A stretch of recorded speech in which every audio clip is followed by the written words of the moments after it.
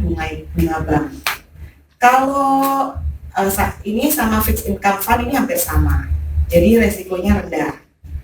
Kalau yang setengah, yang menengah, ini teman-teman managed fund plus. Nah ini yang kalau rupiah, ini yang menengah, jadi campuran saham dan obligasi. Rata-rata kebanyakan obligasinya. Obligasi itu bisa termasuk deposito. Jadi tingginya nilai bunga itu mungkin sekitar kayak deposito yang persenan. Itu sudah 6-10%.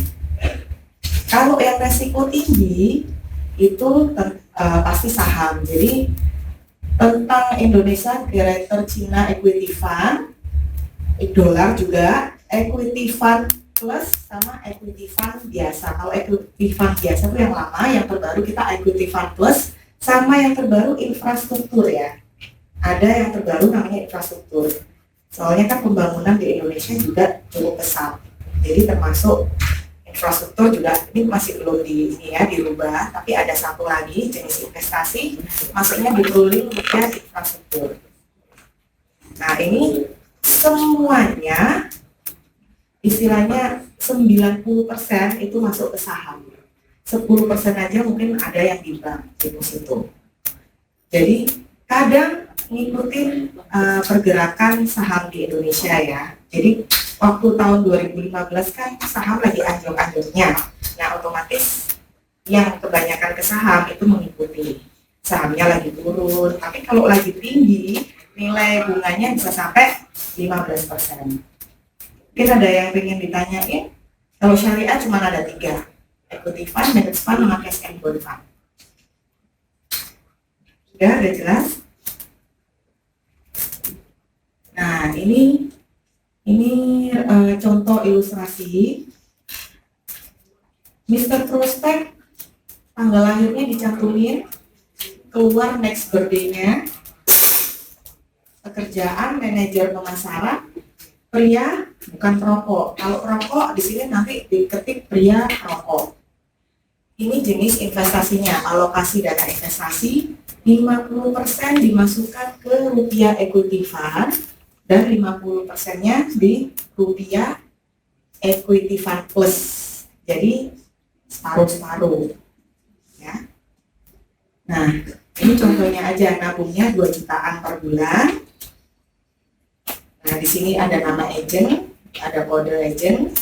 Di sini nanti ada sebenarnya ilustrasi di Prudential itu sudah sangat lengkap teman-teman dibandingin ilustrasi asuransi lain, karena di sini di bawah tabel itu sebenarnya dijelaskan pengertiannya. Jadi teman-teman kalaupun belum paham, di sini tuh pasti ada penjelasannya. Memang ada bahasa asuransi. Jadi kalau ada yang nggak paham, tanya ke leadernya. Istilahnya kita ilustrasinya lengkap banget. Penjelasannya pun dijelaskan sampai detail ke bawah. Nah ini, next. Nah ini ya, ruling assurance account. Pria tidak merokok, usia 35, premi tahunannya 24 juta, masa menabung 10 tahun. Nah, manfaat asuransi dasar namanya juga asuransi jiwa.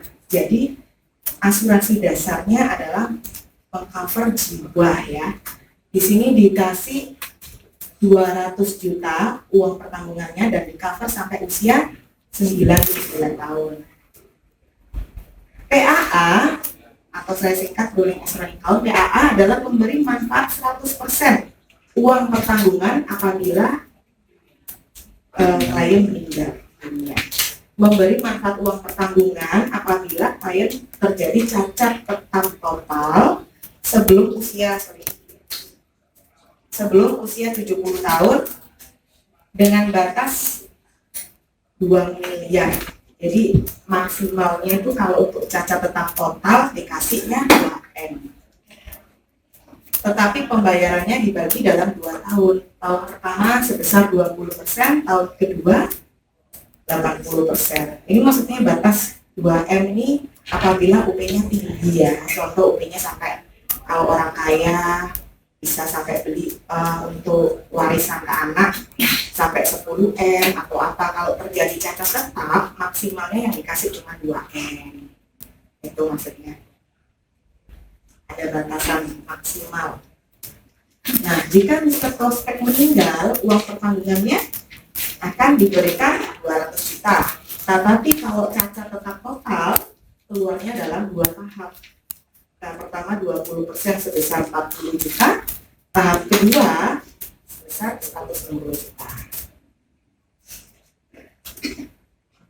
Nah, ini ruling term, ini sama tentang jiwa.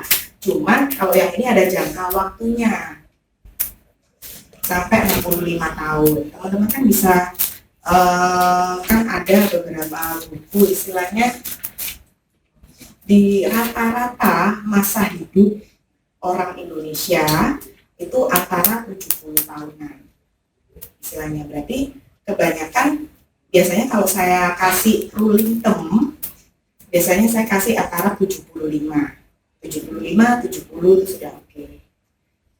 Soalnya masa hidup manusia di Indonesia rata-rata itu 70 tahun.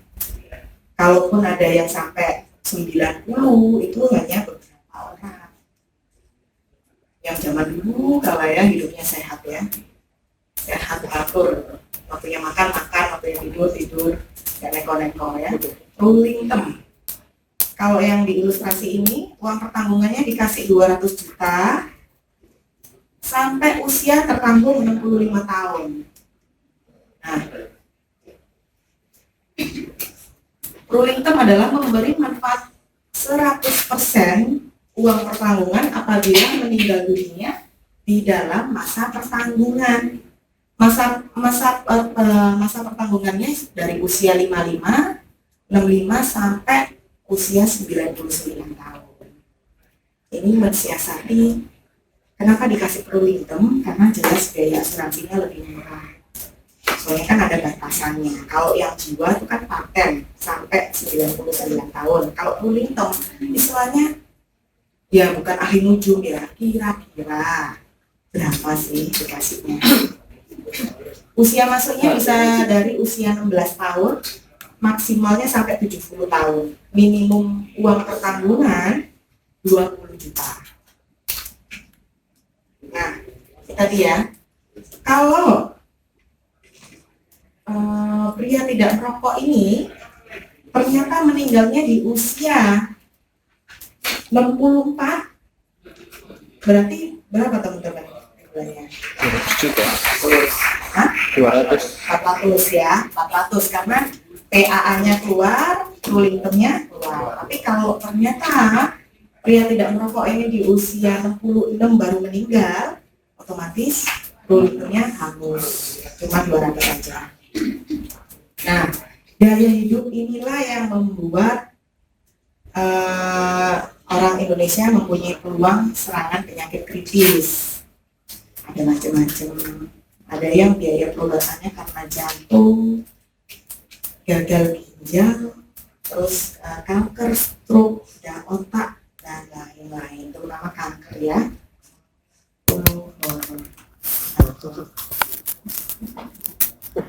Nah, ini sih jelas sekarang lebih tinggi mungkin ya biaya perawatannya. Oke. Krisis cover. Nah, ini kita sudah masuk ke rider yang tentang krisis cover. Krisis cover adalah memenuhi kriteria salah satu dari tiga jenis penyakit, memberikan 100% uang pertanggungan.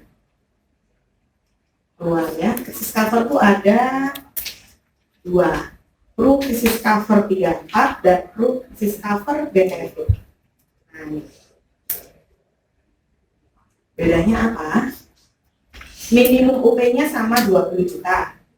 Maksimal UP-nya kalau sisi, kalau Aksa bilang krisis cover saya singkat aja jadi sisi 34, maksimum UP-nya itu tidak boleh lebih besar dari UP dasar. UP dasar itu maksudnya jiwanya. Jadi kalau bisa sisinya itu lebih kecil daripada uang jiwanya, PAA-nya ya.